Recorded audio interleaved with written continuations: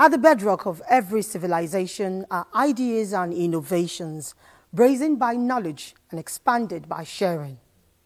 Without doubt, education remains the greatest among the legacies modern societies pass on to generations, and this knowledge is strategic to keep them knowledgeable about who they are, what they represent, and what they can become.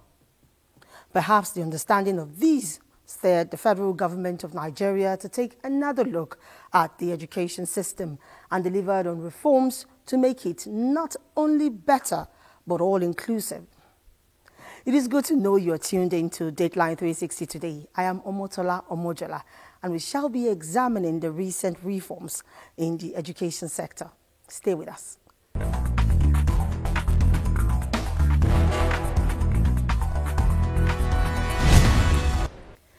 Over the past 2 years, the federal government rolled out far-reaching reforms in the education sector aimed at addressing decades-old challenges. From measures to address infrastructure deficits and high number of out-of-school children to tackling the issues of skills mismatch for children and, of course, the everyday cry about inadequate funding, the sector is undergoing a major turnaround to get back on the right track. Let's hear from Zenret Dingmun, who now brings us closer to the core of this ambitious overhaul and its implication for every Nigerian child, teacher, and the nation at large. Education remains the bedrock of national development, a phrase that may sound like a cliché, but one that rings true. The current administration has chosen to transform this principle into reality. The revolution began with a bold step, digitizing the education sector. This was followed by a nationwide drive to remove children from the streets and return them to classrooms, unifying basic education into a seamless 12-year framework. Added to this is a forward-looking curriculum designed to reduce subject overload while prioritizing digital literacy, entrepreneurial, and vocational skills. What the president has directed us to do is to ensure that every Nigerian student get meaningful life skills, and the ones that can go to university get enough skill for them to be able to be useful to themselves, useful to the society they live, useful to be productive to the country and the global world at large. Introducing school grading, which we have done everything, is just now to deploy the technology to our schools, and then also to review the curriculum. We have reviewed the pre-service teacher training curricula to include aspects that are addressing directly the challenges of quality education. We have developed a training package. It's digital. We actually collaborated with NIDDA. They have a digital training that is fully online. So we are expanding that training, not only to give the teachers training in digital knowledge, but also to include the pedagogical content knowledge. Providing a conducive learning environment lies at the heart of these reforms. The government continues to assess the specific needs of schools, communities, and states, ensuring tailored solutions are delivered. We're renovating 1,095,000 classrooms. We're installing several boreholes to provide enough resources for wash facility at our schools. We've procured 1.7 million school furnitures. We've constructed 7,000 new schools, and we've trained and retrained almost 1 million teachers. Teachers are also a major focus, with continuous training, welfare upgrades, and exposure to global best practices designed to raise teaching standards and improve learning outcomes. We'll be launching AI lesson plan generated platform where every teacher would actually see good lesson plans. Not only that, lesson plans that are simulated, your teaching digestion, let every child see how the food gets into the esophagus, how does it get into the tummy, and how does it get digested. Because with that, you make learning more fun and we make it more profound. Secondary education, the crucial bridge between childhood dreams and adult realities, is also being strengthened. Early exposure to vocational and entrepreneurial subjects is preparing students for diverse career paths, whether through higher education or direct entry into the workforce. To further ease access, government is introducing financial support to break down the barriers that often hinder learning and skills acquisition. We discovered that there are locations in the country where access is a problem for the girl child. You discover that in some locations, especially in the rural locations, a child may need to trek. Initially, we were saying 5, but we discovered that there are locations that a child may need to trek up to 8 kilometers to the nearest school. Some, they have the primary school, but the JSS are not available, while some don't even have a school in their locality. So these are the locations that we are targeting this program, where we'll give them the access, we'll build the schools, and then apart from that, also poverty is also affecting girls' participation in school. So to solve the problem, that's why we structure the program in such a way that it's not only targeting the girl child, but their mothers. So the root phase of the Illumina project is targeting the mothers. We are going to train them for 6 months and then give them a starter pack, a sub-loan that they can start actually becoming economically viable. But for you to partake in that training, you need to enroll either a daughter or a relative or a neighbor. It is, of course, a massive undertaking. One stakeholders say requires sustained funding and unwavering political will. The success of this ambitious vision depends on effective implementation and collaboration across all levels of government and within local communities. Zenred Dingmun, reporting for Dateline 360. Now, critical among the recent reforms in the education sector is curriculum overhaul, proposing a shift in learning models for basic, secondary and technical education. This is aimed at cultivating an intellectually sound and self-reliant generation. Christiana Akonde has all you need to know about this part of the reforms. The Nigerian education curriculum has been revised to include a balanced and mixed academic subjects, vocational training and digital literacy, effective from the 2025-2026 academic session. The new curriculum aims to enhance the quality of education by integrating practical skills with academic knowledge. It is designed to prepare students for real-world challenges and improve employability through vocational training and digital literacy. This new curriculum allows primary 1 to 3 to adopt minimum of 9 subjects and maximum of 10, including English, mathematics, 1 Nigerian language, and Nigerian history. For primary 4 to 6, the curriculum allows the adoption of 11 subjects and maximum of 13, including English, mathematics, and 1 Nigerian language, Nigerian history, pre-vocational studies, amongst others. For GSS 1 to 3, the curriculum allows the adoption of 12 to 14 subjects, including English, mathematics, 1 Nigerian language, Nigerian history, 1 trade subject, amongst others. And for senior secondary classes, the curriculum allows adoption of 5 core compulsory subjects, including English, mathematics, 1 trade subject, and other subjects according to their pathway, that is, science, arts, or social sciences.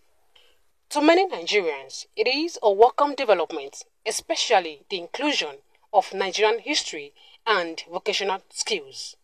Every sovereign nation in the world, across the nations of the globe, they have what is called history, documentation.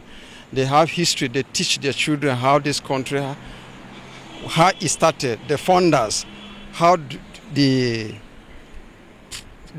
come about and initiate the sovereignty of the nation. So those things are very key for kids to understand the origin, how their country came about, the history, the founding fathers, the constitution. All this should be taught in our curriculum so that children can be able to develop this knowledge right as they are very little. Growing up with that knowledge, it helps them and it shapes their life. The world is evolving. Everything is changing. Time changes everything. So it will not be the same. The next generation will be more advanced than this generation. Stakeholders say the curriculum overhaul is timely, especially in this era, as it allows fewer subjects with deeper learning. If you can do English, maths, the basic, biology, sciences and art, just pick and let skills be the majority, be the main thing they are doing. I'm okay by that.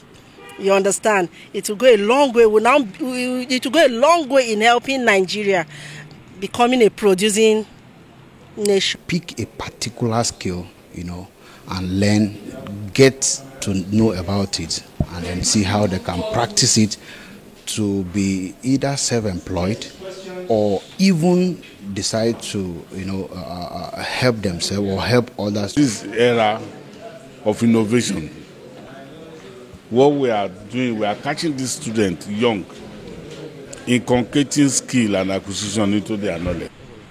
Stakeholders believe the overhaul will reduce student burnout, strengthen national identity, and produce graduates who are better prepared for work, innovation, and civic responsibility. Christiana Akode for Dateline 360.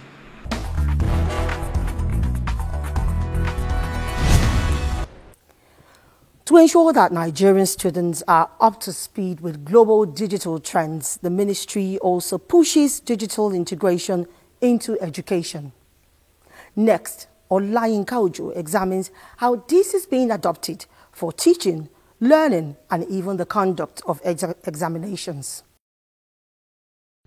Digital innovation has proven to be a powerful tool in complementing, enriching, and transforming education. It holds greater potential to accelerate progress towards Sustainable Development Goal 4. Today, technology is already advancing the quality and relevance of learning. We fight malpractice, improve efficiency, and prepare our learners for digital age. In times of crisis, it helps mitigate the effects of school closures and learning disruptions. The shift towards digital education is designed to raise learning standards, making education more personalized, accessible, and efficient for students. But the policy, as a policy, is very, very good. It is good, it is perfect, and it will cut costs. Government should make system available for these children. Already, some schools in the country are blazing the trail in digital teaching, learning, and even examinations. We are proud of what they are doing because we are yet to hear those serious issues of examination malpractice. There will be no exam and practice. You just go straight and write your exam on time.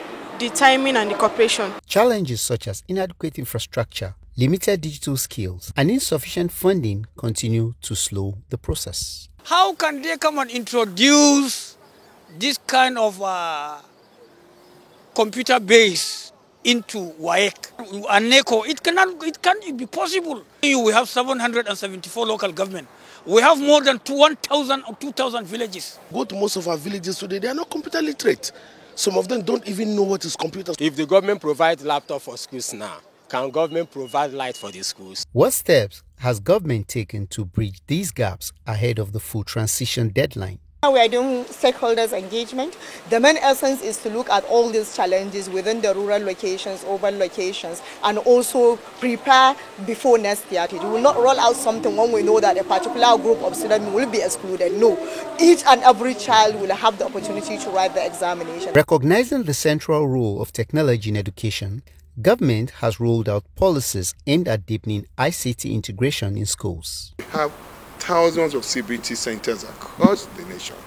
Those are the centers that we're going to use. We are calling for government at the state level to speed up making provision for CBE infrastructures in their states. The National Implementation Guidelines for ICT in Education sets clear objectives for facilitating teaching and learning, promoting critical thinking, and improving education management. When all these are in place, there will be increase in accessibility and efficiency in assessments. Olayinka Ojo for Dateline 360. As the recent education reforms by the federal government are expected to reshape how students learn, states are expected to key in as partners in development. Ifeoma Ayoje reports that in Bayelsa State, the stage is set for these policies to raise standards. While the new policies promise improved learning outcomes, and better opportunities for Nigeria's future leaders. Stakeholders, however, expressed worry about inclusion for rural communities. Bayelsa State is aligning with the wave of reforms redefining Nigeria's secondary education.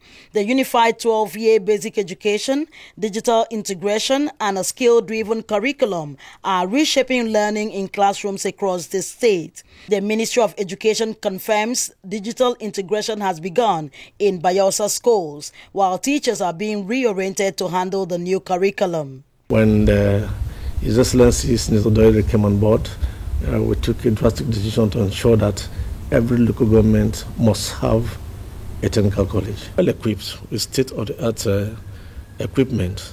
So Bayelsa has been at the forefront in terms of reforms. Teachers say fresh training and certification are sharpening classroom delivery, though not without challenges. Since they are doing reform, let everything be uniformity. Let them bring this even to the rural areas. It's not only the urban area that will benefit from this. Let the students in the rural area also benefit from it. Let them be exposed. Let them be aware of what is going on. Students in Yenagoa welcome the digital drive and the promise of threat subjects that link learning with real-life skills. As I grew up, aside from my science disciplinary subjects, I can do marketing, sell to customers, do selling and buying, and make my own profits, which is very beneficial.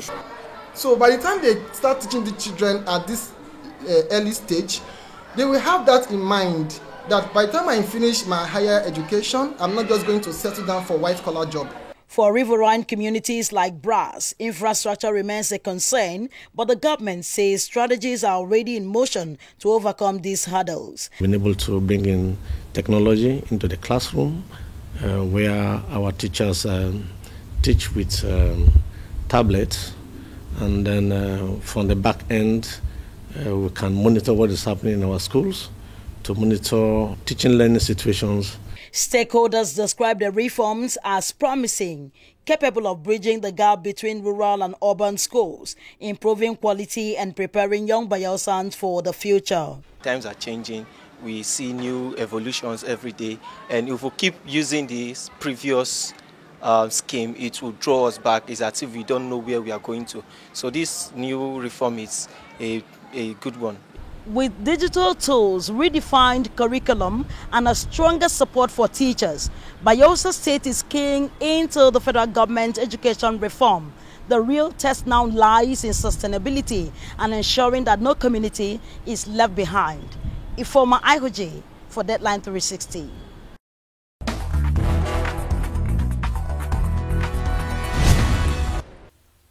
Like Bayelsa, Plateau State keys into the federal government's reforms in the education sector with the approval of the establishment of 3 technical and vocational schools in 3 senatorial zones of the state. Priscilla Gumnan reports that the state is also distributing 30,000 history books to schools, with optimism that the reforms, when fully in effect, will take the state's education sector to enviable heights. Plateau State is prioritizing commitments to ensuring the proper implementation of the new reforms in the education sector aimed at improving the quality of education, with emphasis on technical and vocational education and the implementation of the new curriculum, which include the reintroduction of history subject and creative arts. We summon meetings with various stakeholders, from the zonal directors, the education secretaries in the LEAs, and they in turn cascade it to the heads of schools, who are the direct implementers of the policy. We intend to go around the schools to see how they are coping with this new curriculum so that we can help them. In terms of digital integration and teacher certification, the state is not resting on its oars to ensure more teachers are trained and retrained for optimal results.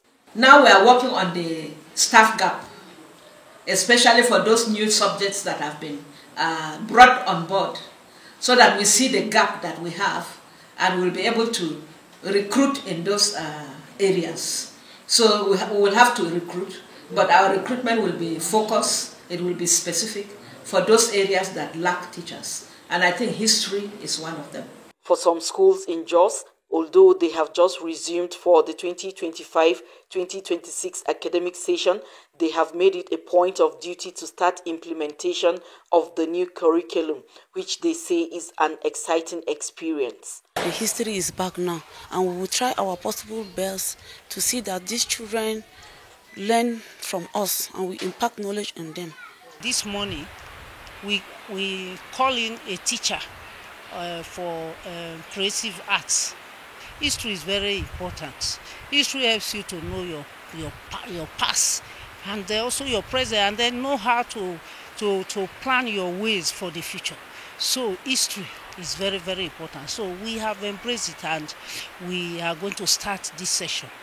How are the reforms impacting teaching and learning, and what are some of the challenges in the implementation? The call to the federal is, before such policies are made to be implemented, underground work to be done, and that includes, having already made textbooks and other materials that will help both the teachers and the learners. The gains of these reforms are seen in the areas that will improve standard learning, quality and equity in access to secondary education, as a number of schools will now have more digital equipment and CBT centers in the state. Stakeholders observed that the reforms will no doubt enhance learning, but enumerated some challenges ranging from lean resources, poor infrastructure and lack of security to protect the facilities in schools.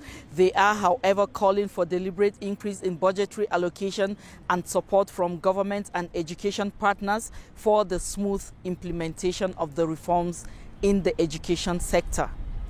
For Dateline 360, Priscilla Grumnan. Let's now move to the state that is also known as the fountain of knowledge. Naturally, Ekiti State has keyed into the recent educational reforms, and Tayo Osho reports that the reforms are having positive impact in digital integration and ensuring that the teachers are not left behind to ensure standards and equity in learning. To underscore the importance of education in Ekiti State, Governor Biodun Yebanji's education reforms has shown his proactiveness as he has prioritized teachers' welfare through recruitment and training, implementation of policies for inclusive education, provision of instructional materials aimed at fulfilling the state's national policy on education obligations to enhance quality education for all Ekiti children. This is alongside commitment to digital smart classrooms equipped with modern ICT tools, which is driving technological integration into learning. Of this trade subject that has just been introduced, like the fashion and designing, we will need some things for the teachers to be able to put the student through, especially the learning process. From the federal level, we can say that our presidents are really trying. They are trying their best to sustain and to improve the educational system in Nigeria. The administration of Governor Yebanji has also recruited more qualified teachers and has concentrated on their training and retraining to improve teaching effectiveness. Some of the teachers said the administration is creating more functional and modern spaces for students and teachers to express themselves. You see, it depends on the operational definition. You are talking about rural. The facility we have in urban schools is what we have in rural schools. We don't discriminate here. We have recruited many computer teachers to handle issues on digital technologies. The consensus is that the revised policy of the federal government has helped in reducing dependency on irrelevant subjects, while attention is being given to trade subjects, giving pupils the opportunity to learn skills that are certified. However, some are of the view that this will be capital intensive as more funding will be required to sustain the program, as more hands will be needed outside the core educational background. It is expected that if the recent education reforms of the federal government is implemented, it will not only improve access to quality education, but will also increase access to digital education, especially for students at the grassroots. In Ado-Ekiti, Tayo Osho for Dateline 360. If we all agree that knowledge is power, then we all should collaborate as parents, teachers and learners to see that these reforms are sustained. That's the program for this week. Next edition promises another moment of education on issues of collective interest. Please keep a date with us. I am Omotola Omojola. I thank you for your company on behalf of the production crew. May God bless Nigeria.